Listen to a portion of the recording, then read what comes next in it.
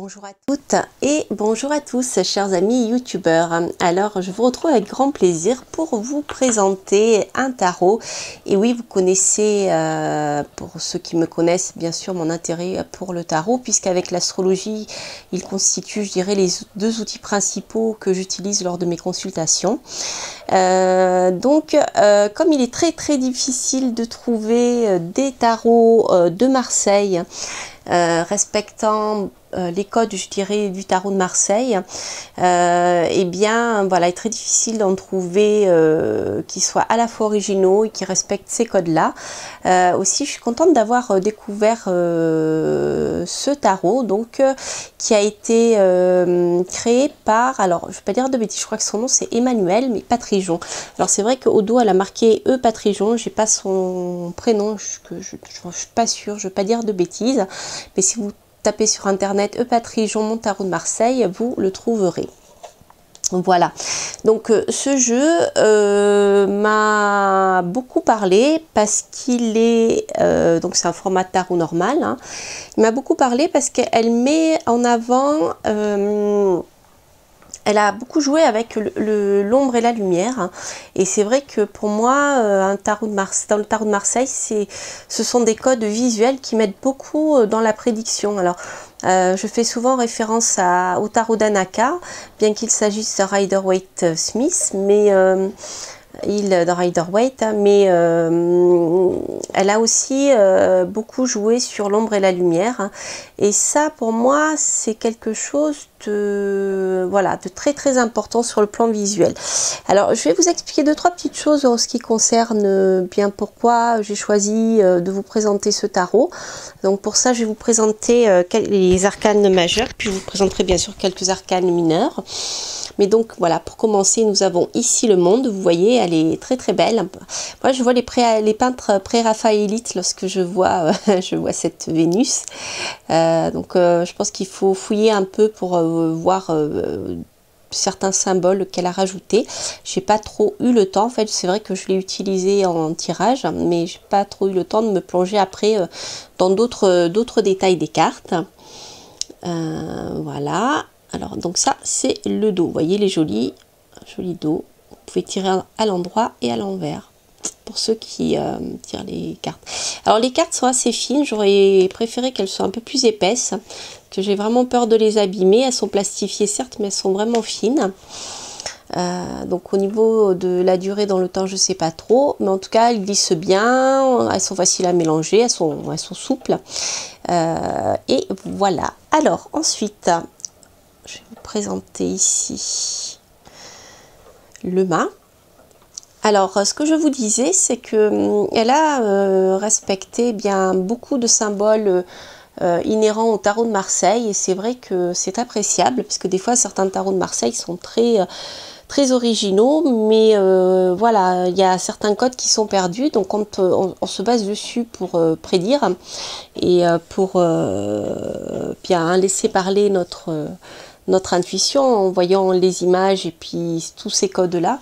Je trouve que c'est bien de les retrouver parce que voilà, on a notamment ici bien le mât peut renvoyer un personnage roux, et là sur vous voyez il est roux, hein.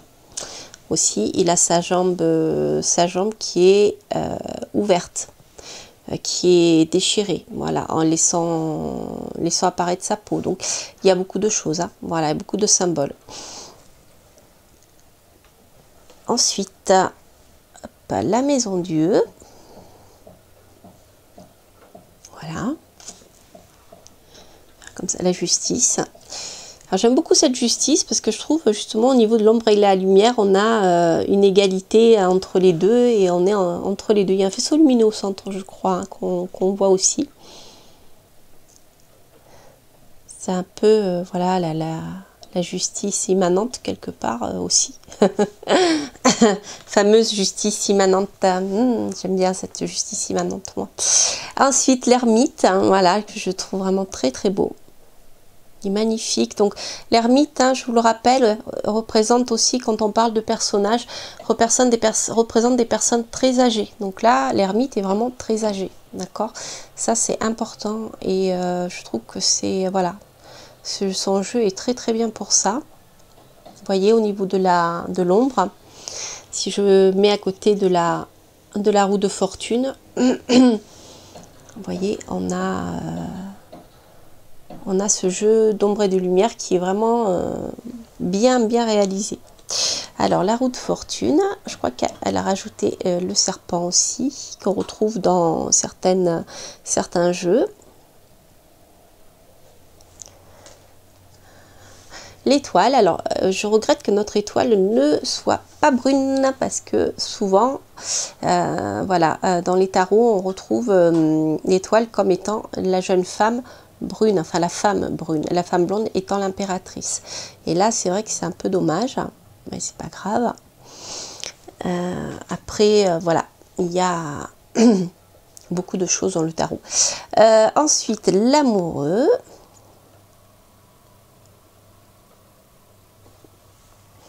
Le chariot, vous voyez le chariot, le jeune homme blond, une trentaine d'années.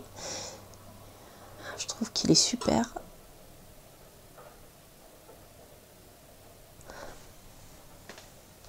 La lune, alors je crois que c'est peut-être la carte que je préfère dans ce jeu. Alors je pense que c'est un jeu qui a été fait en 3D, donc il est très, je dirais, informatique. Hein. Voilà, il faut aimer ce genre d'illustration. Très numérique, pardon, pas informatique.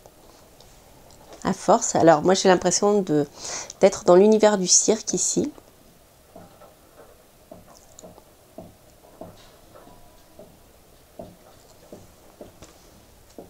Diable.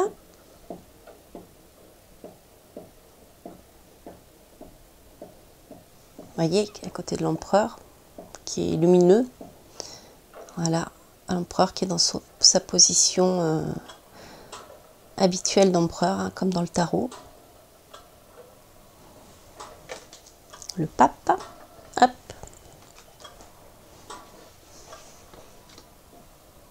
Le pontife avec sa tiare qui bénit, qui unit.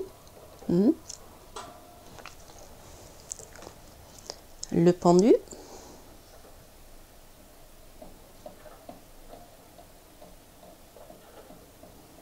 Vous voyez, la jambe gauche repliée derrière, la jambe droite.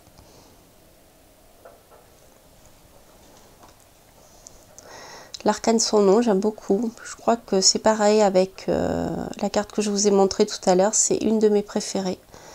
On a ici vraiment tout le sol noir, sombre. Et derrière, vous voyez, nous avons les couleurs, je dirais, de la Renaissance.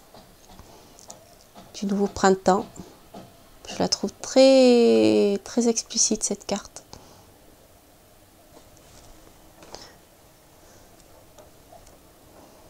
Jugement. Tempérance. Avec les couleurs douces de la tempérance.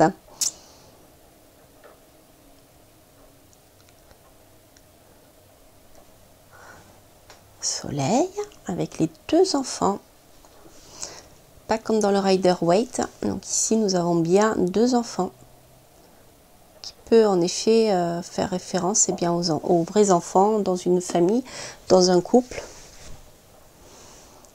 Et au foyer. La papesse.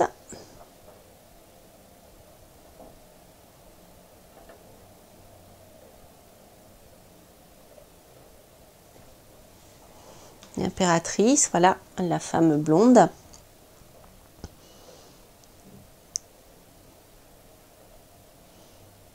Qui représente aussi l'intelligence et le pouvoir de création. Avec la nature. Je la trouve très belle, cette impératrice. Et le battleur, le jeune homme qui débute, ou l'enfant, voilà, en tant que l'âme numéro 1. Voilà, donc là vous avez un aperçu des arcanes majeurs. Alors, je vais vous montrer quelques arcanes mineurs pour que vous voyez un peu l'esprit. Alors, donc il s'agit d'un Marseille, hein, donc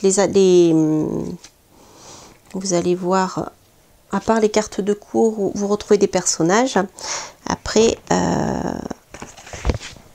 c'est du Marseille.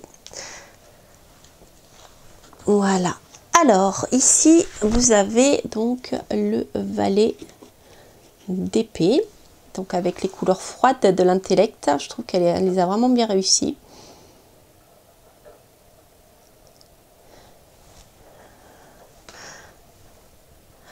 La reine d'épée. Qui est glaciale. Elle est glaciale. Elle est un peu comme dans le Dark Mansion Tarot. C'est pareil. C'est vraiment... froid, froid, froid. je suis pétrifiée en les regardant. Donc vous voyez, hein, elle a réussi vraiment, je trouve que ce jeu est très parlant pour ça. Le roi d'épée, la froideur intellectuelle, le calcul, l'armée aussi. Le cavalier d'épée.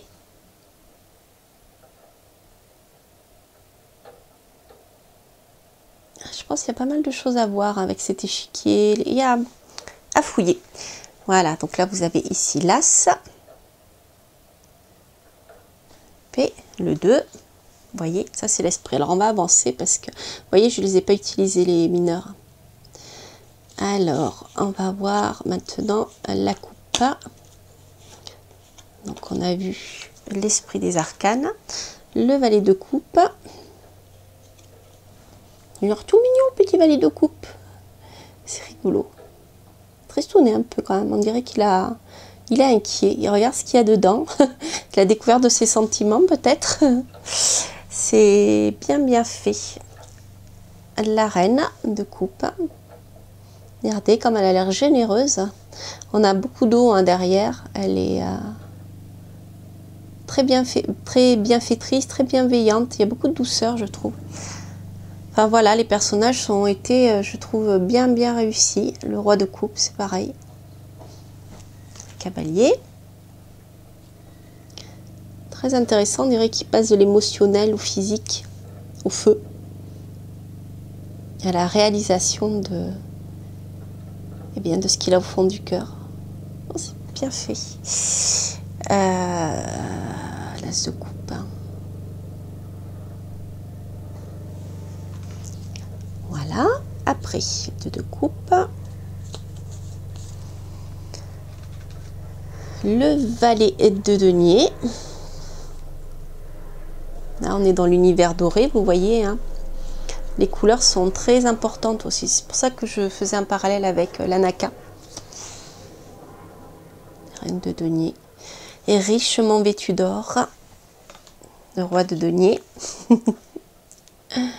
Roi de denier, il a tellement d'argent qu'il s'en fout. Et c'est ça un peu. C'est rigolo. Il est tellement à l'aise, il a bénéficié de tous ses... ben voilà, il a tout, donc il peut vivre n'importe où. Ah, c'est comme ça que je le ressens quand je le vois. Le cavalier de denier. L'as de denier avec la vache. La vache, c'est la richesse, hein, la vache, hein, dans les temps anciens. Même pas que les temps anciens, dans le monde agricole. Hein, la vache, c'est le... je dirais les possessions matérielles. C'est le troupeau, c'est ce qui crée la richesse. Plus que les brebis. Je connais bien. Alors, de denier. On retrouve la vache aussi. C'est rigolo. Dans le tarot des gitans que j'adore, sur l'as de denier, on a le patriarche gitan avec la boucle d'oreille. C'est vraiment marrant. J'aime beaucoup parce que voilà, le tarot, chaque tarologue met de sa vie, de ce qu'il a compris, de ce qu'il a... c'est ça qui, je trouve, qui fait la richesse des jeux. Et on me demande mais pourquoi tu achètes tant de tarots, ma fille? Mais maman, t'en as pas assez. C'est pas ça, c'est que en fait chaque tarologue a vraiment mis son... Pourtant le tarot est bien codifié, mais chaque tarologue a mis beaucoup aussi de lui, de ce qu'il a compris. Puis il y a beaucoup de choses, il n'y a pas un tarot non plus. Hein. Il y a, voilà, à travers les civilisations, il y a beaucoup de choses qui ont été... qui ont évolué, comme l'astrologie d'ailleurs. Hein. Alors, la reine de bâton, la sexy reine de bâton. C'est Solveig qui dit souvent ça, c'est la reine la plus sexy. Bien voilà, là elle est très sexy en effet. C'est rigolo. Voilà, vous voyez, ce jeu est très particulier hein, et il est très très expressif. Le roi de bâton. Moi, je vois Jupiter ici. Jupiter dans le sens de jupitérien. D'ailleurs,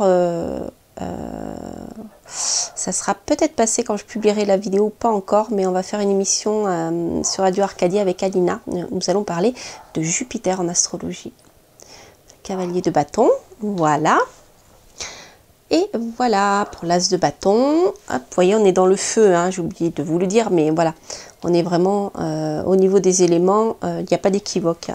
Voilà, le feu, 3 de bâton. Donc là, on est dans le Marseille. Et vous voyez, là, le 4 de bâton, on a quand même cette première structure qui apparaît. Donc c'est assez parlant. Après, voilà, c'est le Marseille. Il y a pas mal de codes au niveau des... J'ai pas eu le temps de les regarder en détail, des arcanes mineurs, mais il y a beaucoup de codes dans la position des bâtons pour, voilà, pour nous rappeler eh bien la symbolique au niveau numérologique. Voilà, donc ça c'était pour vous montrer quelques arcanes mineurs. Alors je vais faire une petite pause parce que pour finir, je voulais faire une comparaison avec un jeu de tarot que j'aime beaucoup et que je trouve qui fonctionne très bien avec. Et alors je vais faire une pause à cause de ma caméra capricieuse et je vous retrouve dans quelques instants. Voilà, donc je vous retrouve pour vous présenter un autre jeu que vous connaissez certainement et que j'aime beaucoup, qui est un peu, vous allez voir, dans le même esprit, sauf qu'il s'agit d'un Rider-Waite-Smith très original que j'aime beaucoup. Et voilà, en général, dans une technique de tirage de tarot que j'utilise, j'ai parfois besoin d'avoir 2 jeux. Donc du coup, j'aime bien tirer ces 2 jeux ensemble. Et vous allez bien sûr le reconnaître. Je suis en train de trier rapidement les majeurs. Et voilà. Et vous allez reconnaître tout de suite. Il s'agit du Chipmunk Tarot. Voilà. Alors, Chipmunk Tarot, vous voyez, c'est rigolo, ils sont à peu près de la même taille. Le jeu de Emmanuel Patrijon est légèrement plus grand, si vous voyez. Voilà, il est plus haut, sinon la largeur est la même. Au niveau de la qualité des cartes, on est à peu près légèrement sur la même épaisseur et elles sont pareilles, elles sont un peu plastifiées, hein, vernies. C'est une même qualité de cartes. Et donc vous voyez ici, je trouve que ce jeu, le Chipmunk Tarot, est très intéressant pour la même raison. C'est-à-dire qu'au niveau de l'ombre et de la lumière, on a eh bien vous voyez, des choses assez parlantes. Hein. Si je, hop, on va faire comme ça. Si je mets l'ermite avec les amoureux, voilà. Sauf qu'il est légèrement plus sombre, hein. Quoique,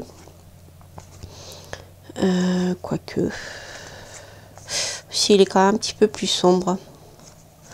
Alors là j'aime bien parce que ici vous voyez le soleil, on retrouve un peu la symbolique du Marseille avec les 2 enfants cette fois-ci, et non pas le cheval et l'enfant. Enfin voilà, donc vous voyez ce sont 2 jeux. Alors celui-ci a été peut-être pas conçu qu'en 3D, quoique.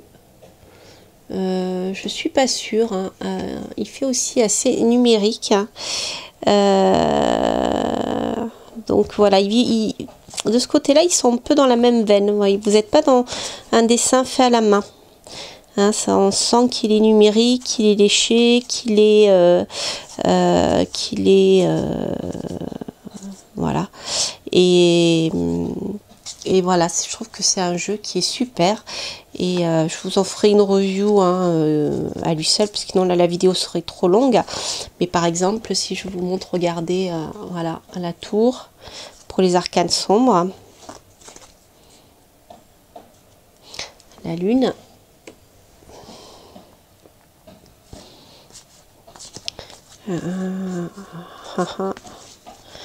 Qu'est-ce que je voulais vous montrer? Voilà, le diable. On est dans l'univers très mécanique, hein, très industriel du début du 20e. Donc voilà, donc c'est vraiment... Enfin, c'est un jeu qui m'a happé, je sais pas pourquoi, et c'est un jeu que j'aime beaucoup, beaucoup, beaucoup. Donc bien sûr, la seule chose que je regrette, c'est au niveau de la numérotation, c'est qu'ici, nous avons, hop, je vérifie pour pas vous dire de bêtises, voilà, ici vous avez la justice en 11, voilà. Donc voilà, c'est un peu embêtant quand on utilise les calculs, parce que, et bien, il faut faire attention de ne pas se tromper lorsqu'on utilise la numérologie. Voilà, donc deux jolis jeux que je trouve pour moi qui fonctionnent bien ensemble. Je voulais vous montrer quand même les deux ermites, parce que moi, dans le tarot, c'est quand même ma carte préférée. Et je voulais vous montrer comment comment il vibre, comment l'image a réussi à